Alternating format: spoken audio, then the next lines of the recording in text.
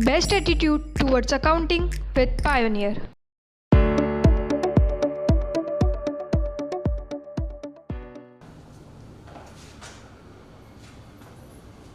चलो अपन बात कर रहे थे बेटा जनरल एंट्रीज की। हम इसको कंटिन्यू करते हैं, है ना। Started commence business with ₹10,000। मैंने बिजनेस में 10,000 रुपीज लगा के बिजनेस स्टार्ट करा। अकाउंटिंग हम किसके लिए कर रहे हैं? बिजनेस के लिए, सेपरेट एंटिटी कंसेप्ट। तो बिजनेस में क्या आया? तो बिजनेस में केस आया, तो केस आ रहा है रियल अकाउंट, तो कैश अकाउंट तो हुआ डेबिट, ठीक है ना। अब किसने दिया? प्रोप्राइटर ने। प्रोप्राइटर के नाम से कभी भी बिजनेस में अकाउंट ओपन नहीं करते हैं। वो जब भी पैसे लगाएगा तो कैपिटल, और जब भी वो पैसे निकालेगा तो ड्राइंग्स। प्रोप्राइटर का अकाउंट प्रोप्राइटर के नाम से ना ओपन किया जाता है, उसकी जगह पे कैपिटल और ड्राइंग्स दो अकाउंट हम उसके लिए मेंटेन करते हैं। जब भी लगाएगा तो कैपिटल, और बिजनेस में से पर्सनल यूज के लिए कुछ भी विड्रॉ करेगा तो ड्राइंग्स अकाउंट, बराबर। तो गिवर जो है वो प्रोप्राइटर है, तो प्रोप्राइटर के अकाउंट को क्रेडिट कर देंगे। प्रोप्राइटर का अकाउंट बोले तो कैपिटल अकाउंट। तो जनरल एंट्री क्या हुई बेटे? केस अकाउंट दिया टू कैपिटल अकाउंट, ठीक है। Being commenced business with cash. तो जब भी प्रोप्राइटर के पर्सनल सोर्सेज से बिजनेस में फंड इन्वेस्ट करेगा तो प्रोप्राइटर का अकाउंट बोले तो कैपिटल अकाउंट क्रेडिट ही होगा, और जो भी आइटम लगाया है वो रियल आइटम है, वो आइटम बिजनेस में आ रहा है केस, तो केस अकाउंट डेबिट होगा, ठीक है। चल next point, case withdrawn bye proprietor for personal use. Proprietor ने पर्सनल यूज के लिए केस विड्रॉ करा बिजनेस में से, तो बिजनेस में से केस गया तो केस अकाउंट को क्रेडिट होगा। किसको दिया? कौन ले गया? तो प्रोप्राइटर। प्रोप्राइटर का अकाउंट ड्राइंग्स अकाउंट, तो प्रोप्राइटर रिसीवर है, इसलिए प्रोप्राइटर के अकाउंट को डेबिट करेंगे। तो ड्राइंग्स अकाउंट दिया टू कैपिटल अकाउंट। तो प्रोप्राइटर जब भी बिजनेस में पैसे पर्सनल सोर्सेज से इंट्रोड्यूस करेगा तो कैपिटल अकाउंट क्रेडिट ही होगा, और जब भी बिजनेस में से पैसे विड्रॉ करेगा तो ड्राइंग्स अकाउंट डेबिट होगा। प्रोप्राइटर रिसीवर है, इसलिए प्रोप्राइटर का अकाउंट ड्राइंग्स अकाउंट डेबिट, ठीक है। Being withdrawn bye proprietor for personal use. Proprietor ने पर्सनल यूज के लिए बिजनेस में से पैसे विड्रॉ करे, क्लियर। ड्राइंग्स हमेशा डेबिट होगा, कैपिटल हमेशा क्रेडिट होगा। चलो स्टार्टेड बिजनेस विद कैश 10,000। अभी अपन ने एंट्री करी थी, वही फॉर्मेट में आपके सामने वापस लेके आया। फॉर्मेट हमेशा ऐसे लिखेगा, डेट के कॉलम में डेट लिख देंगे, पर्टिकुलर में अपन एंट्री करेंगे, और अमाउंट के कॉलम में अमाउंट लिखेंगे, डेबिट और क्रेडिट। एलएफ का कॉलम अभी अपने यूज का नहीं है, लेकिन कॉलम बनाना है फॉर्मेट में अपने को। Date, particular, LF, amount, debit amount, credit amount, ठीक है। तो स्टार्टेड बिजनेस विद कैश 10,000, तो एंट्री होगी कैश अकाउंट दिया टू कैपिटल।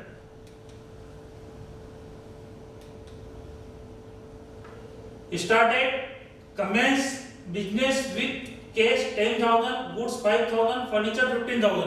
प्रोप्राइटर ने अपने पर्सनल सोर्सेज से कुछ पैसे नगद कैश, कुछ गुड्स और कुछ फर्नीचर लगा के बिजनेस स्टार्ट करा। तो प्रोप्राइटर ने ओवरऑल अपने पर्सनल सोर्सेज से कितना फंड लगाया? तो 10 + 5 + 15, मतलब 30,000 उसने अपने पर्सनल सोर्सेज से लगाया, मतलब कैपिटल अकाउंट में 30,000 क्रेडिट हुए। अब क्या लगाया? तो भैया केस भी लगाया, गुड्स भी लगाया और फर्नीचर भी लगाया। तो ये तीनों आइटम बिजनेस में आ रहा है, रियल अकाउंट है, रियल अकाउंट है, कम्स इन डेबिटेड। तो ये तीनों अकाउंट 1 बाय 1 डेबिट हो गए। तो हम यहाँ 4 अकाउंट्स पे इफेक्ट पड़ा है। नंबर 1 केस आया है, तो केस अकाउंट दिया है 10,000। गुड्स आया है बिजनेस में, तो गुड्स अकाउंट ईआर भी कर सकते हैं, परचेस अकाउंट ईआर भी कर सकते हैं, और स्टॉक अकाउंट ईआर भी कर सकते हैं। जब भी प्रोप्राइटर अपने पर्सनल सोर्सेज से गुड्स बिजनेस में इंट्रोड्यूस करेगा तो गुड्स भी लिखा जा सकता है, परचेज भी लिखा जा सकता है, स्टॉक भी लिखा जा सकता है। लेकिन ज्यादा बेटर है कि हम परचेज वर्ड यूज करेंगे, क्योंकि डेफिनेटली वो मटेरियल उसने परचेज करके ही तो बिजनेस में लगाया हो, मतलब एक तरह से बिजनेस के लिए परचेज ही है ना। तो ज्यादा बेटर वर्ड होगा परचेज अकाउंट। तो कैश अकाउंट दिया 10,000, परचेज अकाउंट दिया 5,000, फर्नीचर अकाउंट दिया 15,000, टू कैपिटल 30,000। 4 अकाउंट पे इफेक्ट पड़ा है, जिसमें 3 रियल अकाउंट है और वो तीनों आइटम बिजनेस में आ रहा है, तो वो तीनों अकाउंट 1 बाय 1 डेबिट हो गए और प्रोप्राइटर का अकाउंट टोटल अमाउंट से क्रेडिट हो जाएगा 30,000। तो जनरल एंट्री हो गई, केस अकाउंट दिया 10,000, परचेस अकाउंट दिया 5,000, फर्नीचर अकाउंट दिया 15,000, टू केटल 30,000। नरेशन हो जाएगी, being commence business with case goods and furniture, started business with case goods and furniture, ठीक है। started business with loan taken 20,000 at 10% interest, हमने market से, किसी थर्ड पार्टी से, किसी फाइनेंशियल इंस्टीट्यूट से 20,000 रुपए उधार लेके 20,000 रुपीस लोन लेके बिजनेस स्टार्ट करा। तो बिजनेस में तो केस आया, तो केस अकाउंट तो होना डेबिट ही है, तो केस अकाउंट दिया, किसने दिए पैसे, तो उस पार्टी का नाम गिवन नहीं है यहाँ पे, तो नाम गिवन नहीं तो अपन लोन अकाउंट लिख सकते हैं। लोन अकाउंट पर्सनल अकाउंट है, उस पार्टी को रिप्रेजेंट करता है जिस पार्टी से हमने लोन लिया है, तो यहाँ वो पार्टी जो है वो गिवर है, इसलिए पार्टी के अकाउंट को क्रेडिट करेंगे। नाम दिया है तो नाम से अकाउंट ओपन कर सकते थे, नाम नहीं दिया तो लोन अकाउंट भी पर्सनल अकाउंट है, ठीक है। लोन लिया तो एंट्री हो गई, केस अकाउंट दिया to loan account, being commenced business with loan, loan लेके बिजनेस स्टार्ट करा। अब बात आती है रेट ऑफ इंटरेस्ट की, तो इंटरेस्ट जिस दिन ड्यू होगा या इंटरेस्ट जिस दिन पेड करेंगे उस दिन इंटरेस्ट की एंट्री करेंगे। आज तो हमने लोन लिया है तो आज केवल लोन लेने की एंट्री करी है, इंटरेस्ट की एंट्री उस दिन होगी जिस दिन इंटरेस्ट ड्यू होगा या जिस दिन इंटरेस्ट हम पेड करेंगे। Clear. Started business with cash and loan, started business with cash 15,000, proprietor ने अपने पर्सनल सोर्सेज से 15,000 रुपए लगाए और मार्केट से मिस्टर राम से 20,000 उधार लिए सॉरी, और बिजनेस स्टार्ट करा। तो बिजनेस में क्या आया, तो बिजनेस में केस आया, घर से उसने 15,000 लगाए, मार्केट से उसने 20,000 लिए, 15 प्लस 20 35 केस रिसीव हुआ। तो या तो दो सेपरेट एंट्री कर दो अलग अलग, ज्यादा बेटर वही लेगा। तो घर से कितने पैसे लगाए 15,000, तो केस अकाउंट दिया टू कैपिटल अकाउंट 15 और लोन कितने का लिया 20,000 का मिस्टर राम से, तो केस अकाउंट दिया टू लोन अकाउंट या केस अकाउंट दिया टू राम्स अकाउंट या केस अकाउंट दिया टू राम्स लोन अकाउंट। किसी भी नाम से हम अकाउंट ओपन कर सकते हैं, या तो डायरेक्ट राम के नाम से या केवल लोन वर्ड यूज कर सकते हैं या राम्स लोन भी यूज कर सकते हैं। तो दो अलग अलग ट्रांजैक्शन है, दो सेपरेट एंट्री करो ज्यादा बेटर है। और यदि इन दोनों को कंपाउंड एंट्री, अकाउंटिंग के अंतर्गत कंपाउंड एंट्री भी चलती है, कंपाउंड भी कर सकते थे। तो यहाँ पे भी केस आया है, यहाँ पे भी केस आया है, तो अपन cash 15 plus 20 cash account debit कर देते 35 और कैपिटल को 15 से क्रेडिट कर देते और लोन को 20 से क्रेडिट कर देते, तो कंपाउंड एंट्री भी चलती है, ठीक है ना। उस पर अपन और थोड़ी देर बाद बात करेंगे, थोड़ा कॉन्फिडेंस आ जाए, उसके बाद में आप कंपाउंड भी करना सीख जाएंगे। Started business with cash 10,000, goods 5,000, furniture 15,000। Proprietor ने कैश 10,000, गुड्स 5,000 एंड फर्नीचर 15,000 का बिजनेस में लगाया और and loan taken from Saurabh 25,000। तो बेटर है कि हम अलग अलग ही एंट्री करें। तो सबसे पहले घर से कितने पैसे लगाए, तो cash goods and furniture total 30,000। तो 4 अकाउंट पे इफेक्ट पड़ा, 3 रियल आइटम है जो बिजनेस में आ रहा है, तो वो तीनों अकाउंट 1 बाय 1 डेबिट कर देंगे। कैश अकाउंट दिया 10,000, परचेस अकाउंट दिया 5,000, फर्नीचर अकाउंट दिया 15,000, टू कैपिटल 30,000। ये फर्स्ट एंट्री हो गई कि बिजनेस स्टार्ट करा, घर से इतने पैसे लगाए। फिर हमने मिस्टर सौरभ से लोन लिया 25,000 का, तो अब सेकंड एंट्री लोन लिया तो केस आया है, तो केस अकाउंट यहाँ भी डेबिट होगा। केस अकाउंट दिया टू सौरभ टू लोन या टू सौरभ लोन, तो 30,000 घर से लगाए, 25,000 का लोन लिया। दो सेपरेट ट्रांजैक्शन है तो दो सेपरेट एंट्री कर दी, बेटर है, ज्यादा बेटर यही रहेगा, है ना। कंपाउंड एंट्री अपन थोड़े समय बात करेंगे अभी। परचेज गुड्स 5,000, हमने गुड्स परचेज करा 5,000 का, तो गुड्स जब भी हम परचेज करेंगे तो कौन सा अकाउंट डेबिट होगा, परचेज अकाउंट दिया टू केस, केस परचेज है तो एंट्री होगी परचेज अकाउंट दिया to cash account. Goods purchase from Mohan या इनवॉइस रिसीव्ड फ्रॉम मोहन, दोनों का मतलब एक ही है कि हमने गुड्स परचेज करा, उसका इनवॉइस रिसीव्ड हुआ हमको। तो इनवॉइस जब भी रिसीव्ड होगा जब गुड्स परचेज करेंगे, है ना। तो गुड्स परचेज फ्रॉम मोहन और इनवॉइस रिसीव्ड फ्रॉम मोहन, इसका मतलब मिस्टर मोहन से हमने क्रेडिट में गुड्स परचेज कराया। तो गुड्स परचेज कराया तो गुड्स आया है, तो परचेज अकाउंट तो हमेशा डेबिट ही होता है, अपन पहले बात कर चुके हैं, आपको अच्छी तरह से क्लियर हो चुका होगा, है ना। परचेज अकाउंट दिया, अब चूंकि हमने पेमेंट नहीं करा तो ये गुड्स हमको किसने दे दिया, मिस्टर मोहन ने।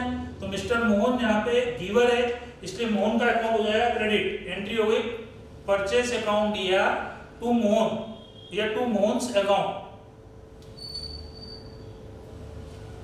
Purchase goods from Ram 500, Gopal 400, Shyam 300 and Dinesh 200 respectively. आज हमने इन चार पार्टी से अलग अलग गुड्स परचेज करा है। तो यहाँ अपन कंपाउंड एंट्री कर सकते हैं, चारों से अपन ने गुड्स परचेज करा तो चारों जगह से गुड्स आए ही है, तो गुड्स अकाउंट तो डेबिट कर देंगे, मतलब परचेज अकाउंट डेबिट कर देंगे टोटल 1400 से, 500 प्लस 400 प्लस 300 प्लस 200। क्योंकि अगर सेपरेट एंट्री कर दे तो purchase to Ram 500 500, purchase to Gopal 400 400, purchase to Shyam 300 300, purchase account या टू दिनेश 200 200, हर जगह पे परचेज अकाउंट डेबिट ही होना था। तो हमने इन चारों पॉइंट को, यदि ये सेम डे हुए हैं तो हम इन चारों ट्रांजैक्शन को मिला के एक कंपाउंड एंट्री कर सकते हैं, और वो एंट्री बनेगी परचेज अकाउंट दिया 14,000, और चूंकि पार्टी का नाम गिवन है, मतलब इन चारों पार्टी से हमने गुड्स क्रेडिट में परचेज किया है। तो to Ram 500, to Gopal 400, to Dinesh 300 और टू श्याम 300 और टू दिनेश 200।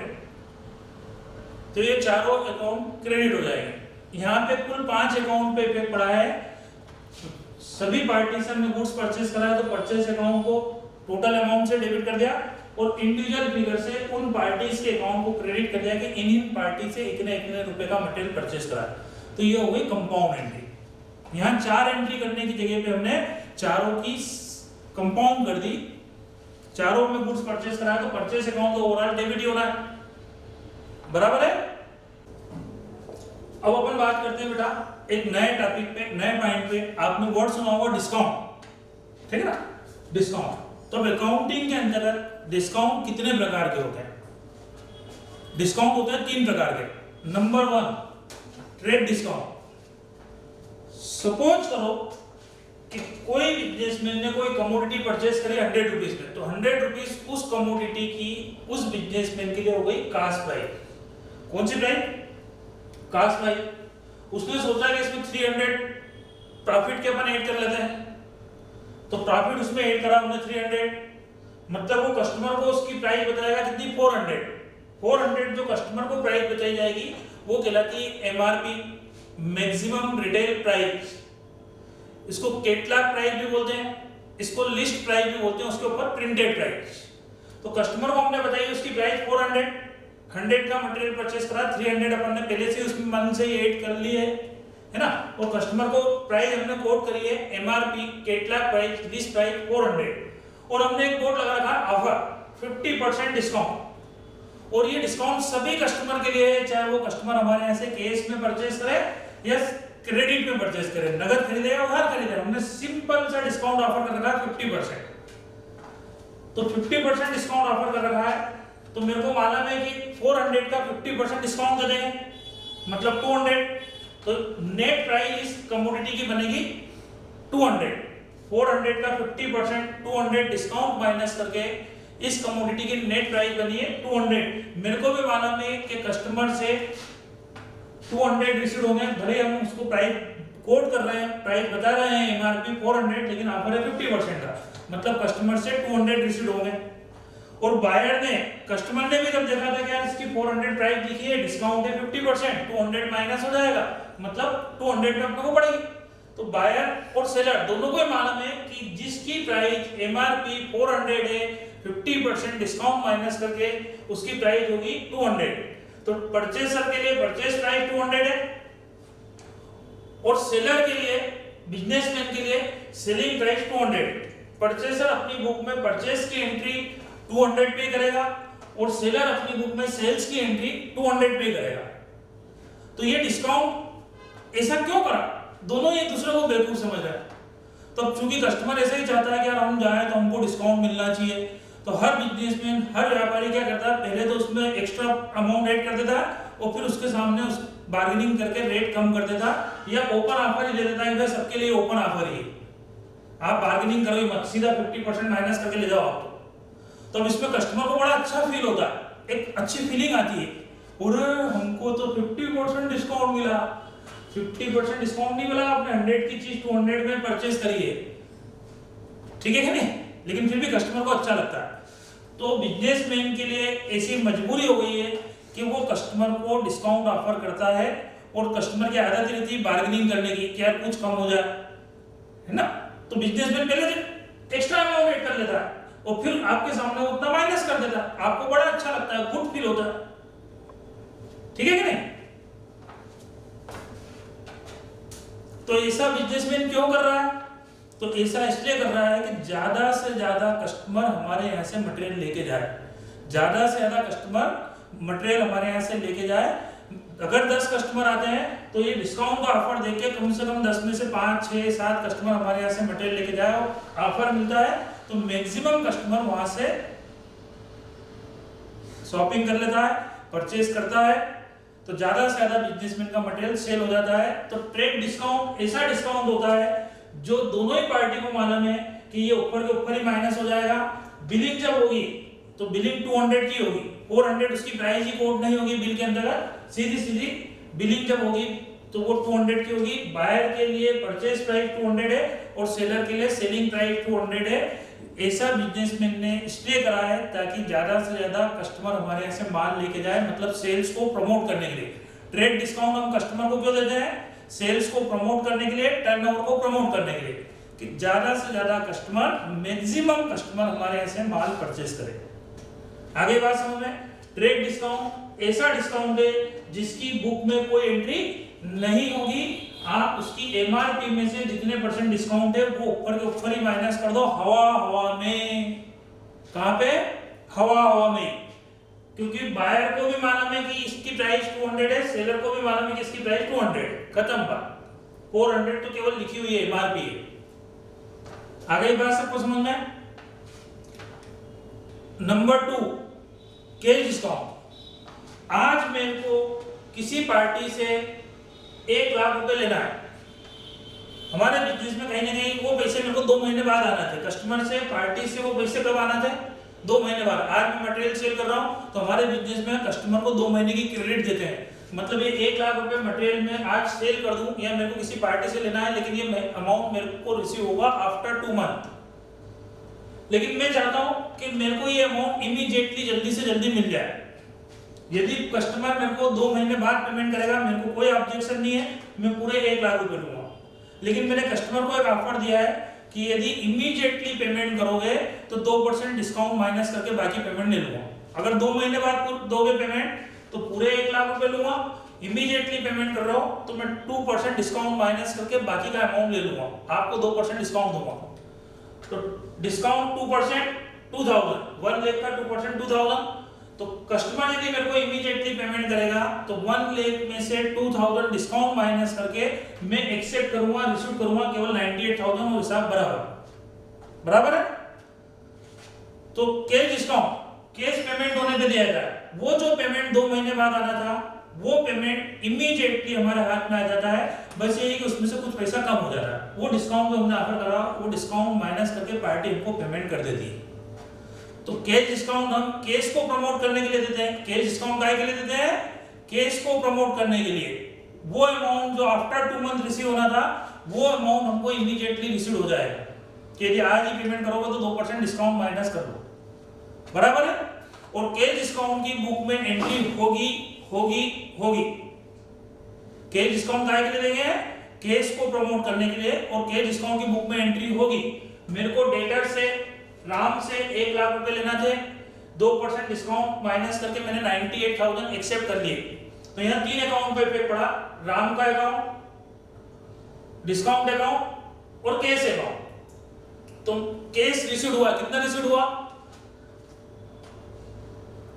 98,000। तो कैश रिसीव हुआ था, कैश अकाउंट डेबिट 98,000। डिस्काउंट मैंने अलाउ किया, डिस्काउंट मैंने कस्टमर को दिया है, तो डिस्काउंट मेरे लिए लॉस है यहाँ पे, तो डिस्काउंट अकाउंट होगा डेबिट। और पार्टी के अकाउंट में 1 लाख रुपए क्रेडिट हो जाएंगे, क्योंकि मैंने 1 लाख रुपए के अगेंस्ट में 98,000 एक्सेप्ट करे हैं। मतलब 3 अकाउंट पे इफेक्ट पड़ा, कैश अकाउंट, डिस्काउंट अकाउंट और पार्टी का अकाउंट। तो पार्टी के अकाउंट में तो ग्रास अमाउंट आएगा, कैश अकाउंट में डिस्काउंट माइनस करके जो नेट अमाउंट है वो आएगा, और डिस्काउंट में डिस्काउंट का अमाउंट है। कैश इसलिए डेबिट हुआ है क्योंकि कैश रिसीव्ड हुआ है, डिस्काउंट नॉमिनल अकाउंट है इसलिए डेबिट हुआ है कि डिस्काउंट हमने अलाउ किया है, हमारे लिए लॉस है। और राम पर्सनल अकाउंट है, राम यहाँ पे गिवर है, राम से अमाउंट हमको रिसीव हुआ इसलिए राम का अकाउंट क्रेडिट हुआ, बराबर है। कैश डिस्काउंट की बुक में एंट्री होती है, जो पेमेंट हमको लेट रिसीव होना था वो इमीडिएटली रिसीव होता है। कैश डिस्काउंट जब भी देंगे जब कैश पेमेंट होगा तो, और कैश डिस्काउंट कैश को प्रमोट करने के लिए दिया जाता है। बात क्लियर? इसमें एक चीज बहुत कॉमन है, बहुत सिंपल है, हमेशा ध्यान रखना, कैश और डिस्काउंट दोनों साथ साथ आएंगे। यदि कैश डेबिट हो रहा है तो डिस्काउंट भी डेबिट होगा। कैश डेबिट होगा नेट अमाउंट से, डिस्काउंट डेबिट होगा डिस्काउंट वाले अमाउंट से, और पार्टी का अमाउंट होगा ग्रास अमाउंट से क्रेडिट। ठीक है? इसी को अपन दूसरे एंगल से सोचते हैं। मेरे को किसी पार्टी को 1 लाख रुपए का पेमेंट करना है जो कि 2 महीने बाद देना है। पार्टी की तरफ से मेरे को ऑफर मिला है कि यदि आज पेमेंट पहुंचाते हो तो 2,000 रुपए 2,000 डिस्काउंट माइनस करके दे जाओ। तो मैंने कहा ठीक है भैया, 2 महीने बाद भी देना है, आज भी देना, लेकिन 2 महीने बाद दूंगा तो पूरे 1 लाख देना पड़ेगा, और आज दूंगा तो 2,000 माइनस करके मेरे को 98,000 ही देना पड़ेगा। तो मैं आज ही 98,000 लेके सामने वाले के पास पहुंच गया। मैंने कहा भैया पेमेंट रखो, ये 1 लाख रुपए का अपना अकाउंट सेटल, हिसाब कंप्लीट। तो मैंने 1 लाख रुपए के सेटलमेंट में पार्टी को 98,000 पेमेंट करा। तो अब यहाँ पे पार्टी रिसीवर हो गई, पार्टी कौन हो गई बेटा? रिसीवर। तो मैं एंट्री करूंगा राम अकाउंट DR1 ले, जबकि मैंने राम को पेमेंट में कितना दिया है?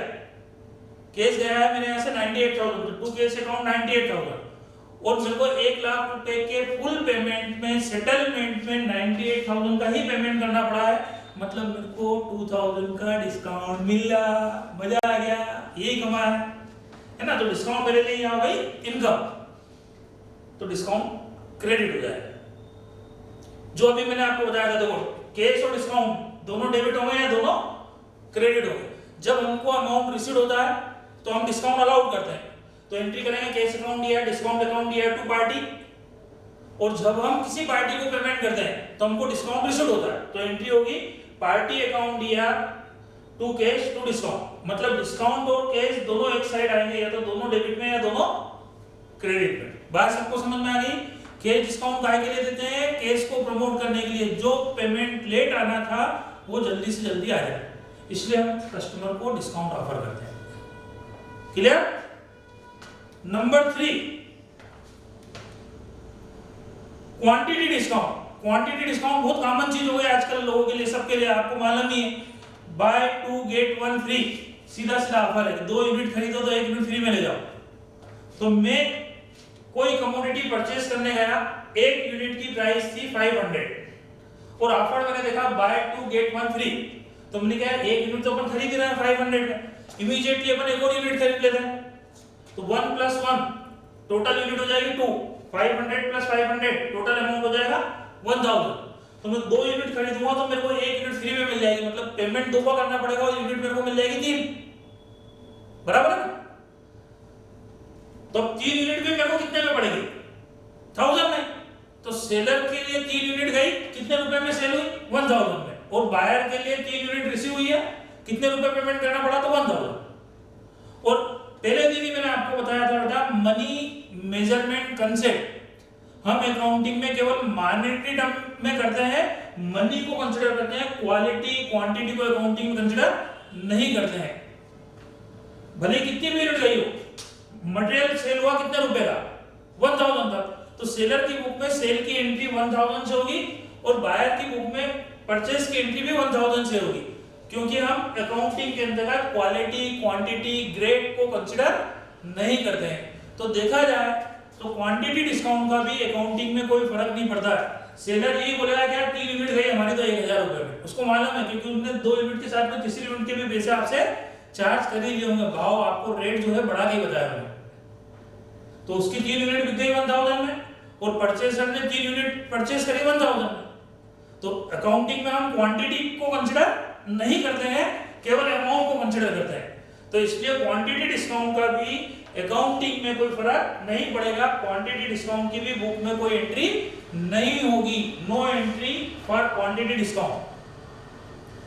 तो क्वांटिटी डिस्काउंट काहे के लिए देते हैं कि जहां 2 यूनिट बिकती है, 1 ही यूनिट बिकती, तो लालच में आदमी क्या करता है, एक की जगह 2 खरीदता है और साथ में तीसरी फ्री ले जाता है। और बिजनेसमैन ने तीनों यूनिट के पैसे आपसे उसमें चार्ज कर लिए हैं, डेफिनेटली उसने प्राइस बढ़ा के ही बताई होगी। बिजनेसमैन है, वो कोई बेवकूफ तो है नहीं। तो जहां उसकी 1 यूनिट सेल होना थी, इस ऑफर के कारण एक ही दिन में उसकी 3 यूनिट सेल हो गई, बराबर है ना।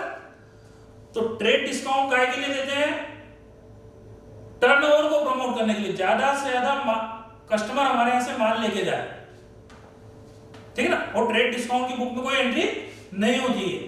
कैश डिस्काउंट काहे के लिए देते हैं, कैश को प्रमोट करने के लिए कि वो जो पेमेंट हमको लेट आना था वो इमीडिएटली रिसीव हो जाए। तो कैश पेमेंट होगा तो ही कैश डिस्काउंट होगा, और कैश डिस्काउंट की बुक में एंट्री होती है। Number 3 quantity discount. Quantity discount काहे के लिए देते हैं, तो क्वांटिटी को प्रमोट करने के लिए। जहां 1 यूनिट कस्टमर खरीद के ले जाता है, वहां 2 खरीद के ले जाएगा, तो तीसरी भी साथ में चली जाएगी, मतलब 1 की जगह सीधी सीधी हमारी 3 यूनिट बिक गई। तो क्वांटिटी को प्रमोट करने के लिए क्वांटिटी डिस्काउंट दिया जाता है, और क्वांटिटी डिस्काउंट की भी बुक में कोई एंट्री नहीं होती है। तो ट्रेड डिस्काउंट की और क्वांटिटी डिस्काउंट की बुक में कोई एंट्री नहीं होगी, केवल एक ही डिस्काउंट की एंट्री होती है, वो होता है कैश डिस्काउंट। बात क्लियर। अब अपन बात करते हैं आगे।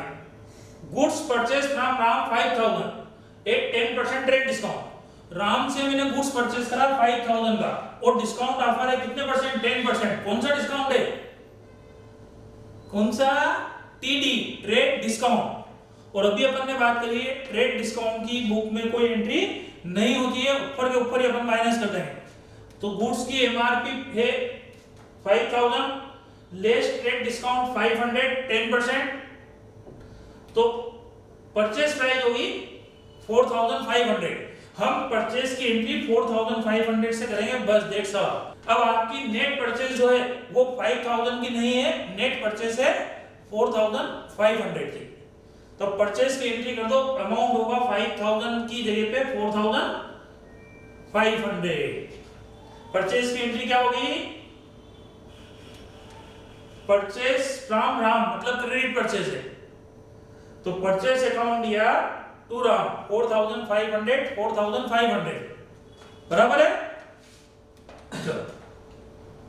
Goods purchase 5000 at 10% trade discount. तो गुड्स परचेस का अपन ने 5000 का नाम नहीं दिया, इसका मतलब कैश परचेस है, बराबर है। भले ही परचेस कैश में हुई है, लेकिन डिस्काउंट कौन सा है, कौन सा डिस्काउंट है, ट्रेड डिस्काउंट। ट्रेड डिस्काउंट की बुक में कोई एंट्री नहीं होगी, ऊपर के ऊपर ही अपन माइनस कर देंगे 5000 less trade discount 10% 500, purchase price कहलाएगी 4500। तो परचेस की एंट्री हमारी बुक में 4500 से होगी, और ये कैश परचेस है, तो एंट्री हो गई परचेस अकाउंट दिया टू कैश अकाउंट। परचेस हमेशा डेबिट ही होता है, ये तो अपनी प्रैक्टिस हो चुकी है, ठीक है। तो चाहे कैश परचेस हो या क्रेडिट परचेस हो, डिस्काउंट तो ट्रेड डिस्काउंट ही हो, ट्रेड डिस्काउंट ऊपर के ऊपर ही माइनस हो जाता है। ट्रेड डिस्काउंट माइनस करने के बाद जो बचेगा वो परचेस प्राइस है, और उस प्राइस से ही बुक में एंट्री होगी।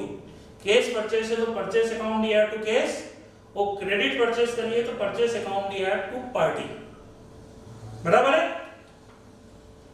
चलो फिर सेम पॉइंट आया, goods purchase 5000 at 10% cash discount. अब खाली डिस्काउंट ट्रेड की जगह कौन सा हो गया, कैश डिस्काउंट। तो ट्रेड डिस्काउंट तो नहीं है ना, तो परचेस तो 5000 की होगी, ट्रेड डिस्काउंट होता तो ऊपर के ऊपर माइनस कर दें। परचेस अब बुक में रिकॉर्ड 5000 पे ही होगी, लेकिन हमको सामने वाला ऑफर दे रहा है कि यदि आज ही पेमेंट करते हो तो 10% डिस्काउंट काट के पेमेंट ले लूंगा। तो मैंने कहा ठीक है भैया आज ही पेमेंट कर ले। तो मैंने सामने वाले को इमीडिएटली कैश पेमेंट करा, तो मेरे को 500 डिस्काउंट मिल गया, तो मेरे को नेट पेमेंट करना पड़ा 4500। तब सबसे पहला क्वेश्चन मेरा परचेस प्राइस क्या है, तो परचेस प्राइस तो भैया 5000 ही, तो परचेस अकाउंट ईयर 5000, जबकि मेरे को पेमेंट 5000 नहीं करना पड़ेगा, मेरे को पेमेंट करना पड़ेगा 4500। तो केस मेरे यहां से गया, तो टू केस अकाउंट 4500, और मेरे को डिस्काउंट मिला, डिस्काउंट मेरी इनकम हो गई, तो टू डिस्काउंट 500। जैसा अभी मैंने आपको बताया था 2 मिनट पहले, केस और डिस्काउंट दोनों साथ साथ रहेंगे, या तो दोनों डेबिट या दोनों क्रेडिट। तो अब यहाँ पे चूंकि हमने पेमेंट कराया तो केस और डिस्काउंट दोनों क्रेडिट, केस पेड करा इसलिए cash account credit, discount receive हुआ इनकम है इसलिए डिस्काउंट अकाउंट क्रेडिट। तो परचेस फुल अमाउंट पे रिकॉर्ड होगी 5000 पे, तो परचेस अकाउंट ईयर 5000, टू केस 4500, टू डिस्काउंट 500। ये डिस्काउंट हमको केवल इसीलिए मिला है कि हमने इमीडिएटली पेमेंट करा। यदि इमीडिएटली पेमेंट नहीं करते तो फिर हमको परचेस टू पार्टी करके 5000 ही काट करना पड़ता और फ्यूचर में 5000 का ही पेमेंट करना पड़ता। केवल डिस्काउंट के डिस्काउंट का ऑफर है कि इमीडिएटली पेमेंट करोगे तो डिस्काउंट है, तो ये के डिस्काउंट है। बात क्लियर हो गई सबको? चलो आगे बढ़ते हैं अपन। गुड्स परचेस 10,000, एक 10% ट्रेड डिस्काउंट एंड 5% के डिस्काउंट। अब यहाँ दोनों डिस्काउंट एक साथ ऑफर करें कि भैया 10% ट्रेड डिस्काउंट भी और 5% के डिस्काउंट भी है, तो सबसे पहले तो अपन डिसाइड करो कि एमआरपी गुड्स की प्राइस कितनी है, 10,000। क्या ट्रेड डिस्काउंट है? क्या ट्रेड डिस्काउंट है? यस 10%। तो पहले ट्रेड डिस्काउंट ऊपर के ऊपर ही माइनस करो, 10,000 का 10% 1000। तो परचेज जो बुक पे रिकॉर्ड होगी 10,000 पे नहीं होगी, परचेज रिकॉर्ड होगी कितने पे? 9,000 पे, क्योंकि ट्रेड डिस्काउंट ऊपर के ऊपर ही माइनस कर देते हैं। तो अब हम परचेज की एंट्री 9,000 से करेंगे। अब चूंकि हमको पेमेंट करना है 9,000, तो सप्लायर हमको ऑर्डर दे रहा है, ऑफर दे रहा है कि यदि आज पेमेंट करोगे तो 5% और डिस्काउंट काट के एक्सेप्ट कर लूंगा। मैंने कहा ठीक है भैया आज ही पेमेंट ले लो आप।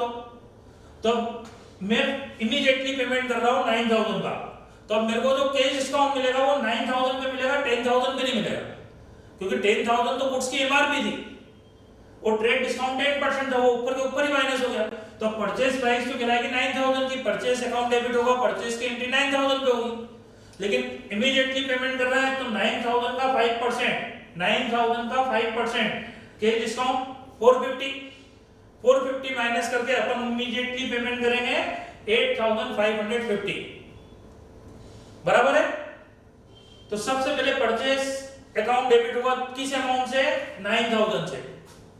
ट्रेड डिस्काउंट ऊपर के ऊपर ही माइनस हो जाएगा। Purchase account year 9,000, immediately payment करेंगे तो 450 डिस्काउंट माइनस करके टू केस अकाउंट 8,550 और टू डिस्काउंट 450। केस डिस्काउंट की बुक में एंट्री होती है, ट्रेड डिस्काउंट की नहीं होती,